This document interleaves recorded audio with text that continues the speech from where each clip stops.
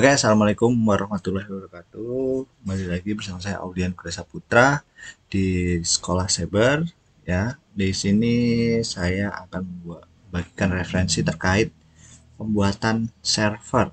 Ya, di sini saya memasukkan sebuah graphic user interface yang mana dari Casa OS. Nah, tampilannya seperti apa? Tampilannya seperti ini, dan jangan lupa bantu subscribe ya, di follow-follow gitu ya. Nah, ini kita buka dulu.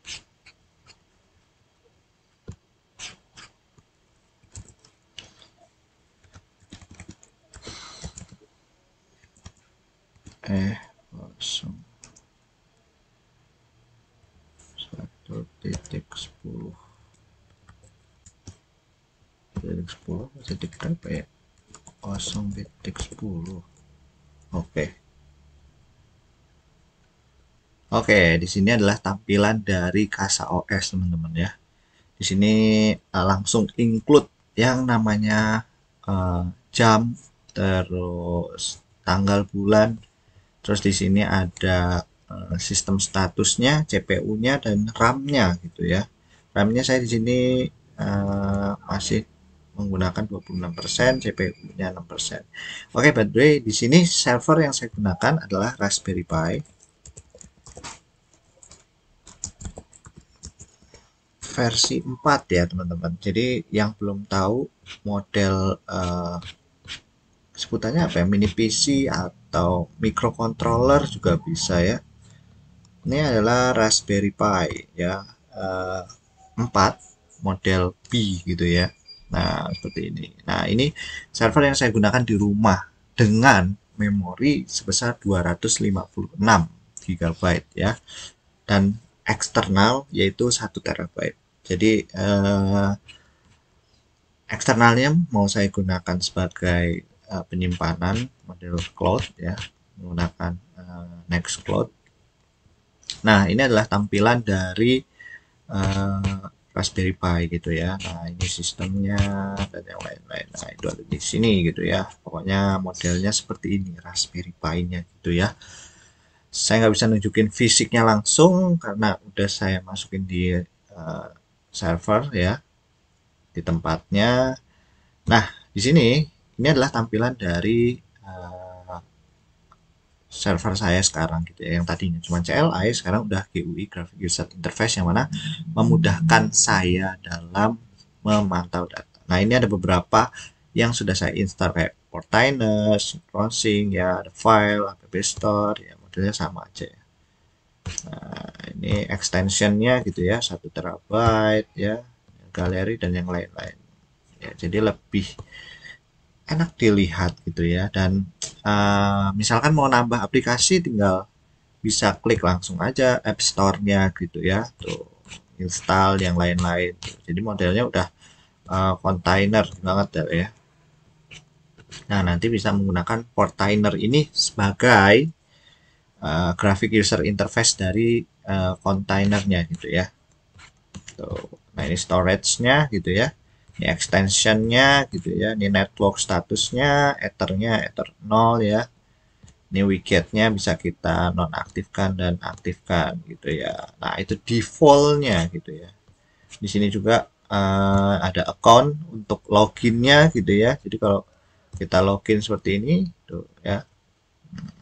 Ya, nah, seperti ini. Terus ada settingannya ya, kayak search engine-nya tuh ya. Kita bisa pakai Google. Language atau bahasanya saya mau pakai bahasa Inggris misalnya. Web UI-nya, portnya gitu ya, port default kan 80 ya. Nah, ini pakai default. Ini change wallpaper, wallpapernya bisa diganti dan yang lain-lain. Dan ini adalah updatean terbaru gitu ya, di sini terangannya tuh. Oke, di sini saya pakai versi 0.4.15 ya. Nah, bagaimana cara menginstalnya? Nah, sebelum saya menginstal ini, saya mau memberikan tutorial bagaimana menginstal Raspberry Pi OS ya, menggunakan Raspberry Pi Manager kalau nggak salah ya. Ada nggak Raspberry Pi Manager? Nah, Raspberry Pi Imager ya, bukan Manager, Imager. Salah ya. Apa nggak dia pakai Manager aja. Nah, di sini langkah-langkah yang bakal kita gunakan untuk menginstal ya. Jadi sebelum masuk ke cara menginstal ini, saya mau memberitahukan sebenarnya CasaOS ini nggak cuman ada di Raspberry Pi, tapi juga bisa dipakai di Debian, Linux ya. Nah, ini salah satu yang support juga yaitu Raspberry Pi gitu ya. Nah, coba kita buka dulu deh ya websitenya CasaOS ya. Nah, nanti juga bisa dibuka di blog saya, blog resmi saya gitu ya, sekolahcyberaulia.blogspot.com. Nah, ini tampilannya di website resminya, dan ini tampilannya gitu ya. Tuh, ya. Overall bagus semua ya, bagus. Semuanya bisa connect all of your present data gitu ya. Dengan CasaOS gitu. Dan by the way ini OS-nya atau GUI-nya itu ringan banget. Bisa juga dalam tablet ya, jadi tampilan tablet yang menggunakan server gitu juga bisa ya buat bukanya gitu ya. Tuh, share file across the network gitu ya. Keren ya. Nah, ini simple, elegant, easy to use ya, atau menggunakan ya. Balik program yang ribet terdapat graphic user interface yang gampang banget itu ya. Hardware, sistem ya, dan ini support semua aplikasi. Jadi semuanya banyak banget aplikasi yang bisa digunakan di sini. Gitu ya. Seperti itu. Nah, ini caranya gampang banget. Dalam satu script doang kita bisa langsung menginstal CasaOS gitu ya. Nah, di sini saya mau memberi tutorial terkait menginstal OS Raspberry Pi gitu ya. Saya di sini menggunakan simple banget memori 32 GB ya, micro SD yang biasa di HP-HP gitu ya. Karena Raspberry Pi sendiri itu yang milik saya itu menggunakan micro SD-nya gitu untuk bootingnya gitu ya. Nah, kita pakaikan converter. Kita masukkan di sini.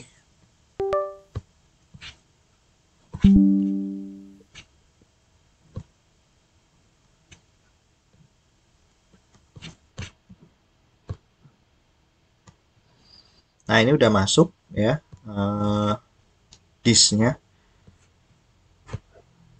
Kita langsung choose device di sini karena kita menggunakan Raspberry Pi 4, kita pilih Raspberry Pi 4. OS-nya kita pilih yang Raspberry Pi OS ya. Nah, ini yang rekomendasi ya. Nah, kalau kita pakai yang ini itu versi desktopnya ya, tuh dengan sebesar 1,2 GB. Karena saya ingin versi Lite-nya atau versi CLI-nya kita pilih yang Raspberry Pi OS atau Other ya. Nah, ini pilih kita yang Lite ya dengan change-nya on your computer gitu ya. Jadi lebih mudah gitu ya nanti pas penginstalan, karena saya udah pernah install lagi ya, dan ini udah terupdate tuh ya 2024 ya, lumayan lah. Nah, di sini support Raspberry Pi 3, 4, 400 dan 5. Kita pilih storage-nya.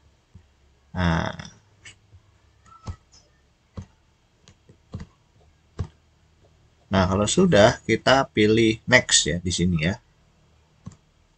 Nah, di sini ada tulisan would you like to apply OS customer setting? Yes, kita edit setting dulu. Di sini adalah hostname-nya. Misalkan hostname-nya adalah sekolah cyber. Ya, username-nya adalah sekolah cyber, password-nya terserah kalian gitu ya. Misalkan 1 2 3 4 5 6 7 8. Nah, ini konfigurasi wireless LAN-nya. ya untuk connect langsung ke WiFi. Di sini masukin SSID-nya gitu ya. Nah, ini wireless LAN-nya, country-nya kita pakai eh, standar aja GB ya. Nah, ini Asia, keyboard US. Kalau udah di oke. Nah, kalau udah kita langsung klik yes gitu ya. Nah, dia akan mengformat. Jadi dia akan format menghabiskan semua data baru bisa digunakan gitu ya. Ya sama kayak membuat booting-booting yang lain gitu ya. Cuman ini di SD card gitu ya. Nah, ini kita tungguin dulu, kita percepat ya installnya ya di SSD-nya. Habis itu tinggal colokin aja, dia langsung otomatis booting ya. Nah, kita langsung masuk menggunakan SSH karena kita udah mengaktifkan SSH otomatis gitu ya saat penginstalannya. Nah, kita masuk pakai SSH. Nah, ini yang saya pakai namanya Bitfish SSH client ya. Nah, dimasukin IP-nya, portnya adalah port 22, ini username-nya, ini passwordnya ya. Kalau udah kita login, nah nanti langsung masuk seperti ini. Ya, sesudah itu kita ke super usernya atau ke SU ya, sudo ya, sudo. Oke, apt get update. Jadi perintahnya sama persis seperti Debian karena ini basically OS-nya merupakan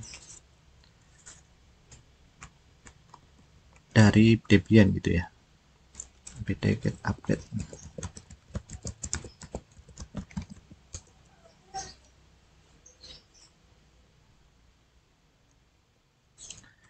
Ini apa nih, dia menginstal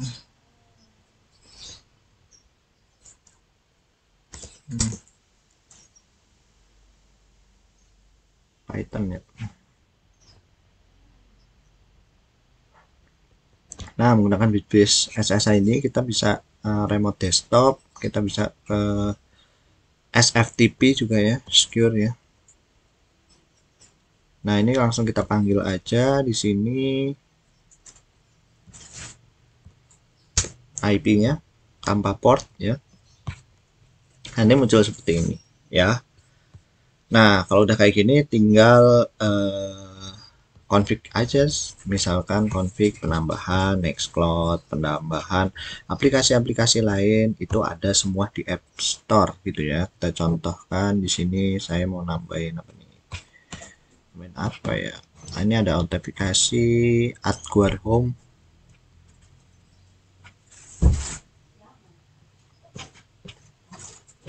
Ini ada Google Chrome juga ya.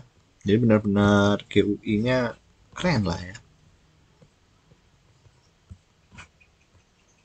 Homer, Homer jadi kayak sama sama seperti GUI-nya si Kasa OS, cuman dia lebih simple gitu ya. Ini My Speed, ini ada Nextcloud yang udah kita install ya. Jadi cukup klik aja terus install nanti di sini ya. Ini udah kita install, nah ini langsung install gitu juga bisa ya. Awan Cloud ya, itu sama juga. Portainer, nah ini Portainer ya. Jadi semuanya basically dari Docker ya. Nah, WordPress ya, terus WireGuard juga ada, Zipline, Chatbot UI ya, ChatGPT Next Web. Nah, ya. Kita install. Nah ini biarkan saja, langsung install aja. Oh, confirm input content. Oke, jadi di situ tutorialnya, nanti kita bahas lagi install aplikasi yang ada di Kasa OS ya. Nah, ini tampilannya pokoknya udah keren banget gitu ya. Masih banyak lagi hal-hal yang belum kalian ketahui, nanti saya akan bagikan, dan referensinya kalian bisa juga buka blog saya, sekolah cyber aulia.blogspot.com. Ya, di sini nanti ada referensi banyak ya terkait semua yang saya kerjakan. Oke, terima kasih. Sampai jumpa. Salam dari Sekolah Cyber. Dadah.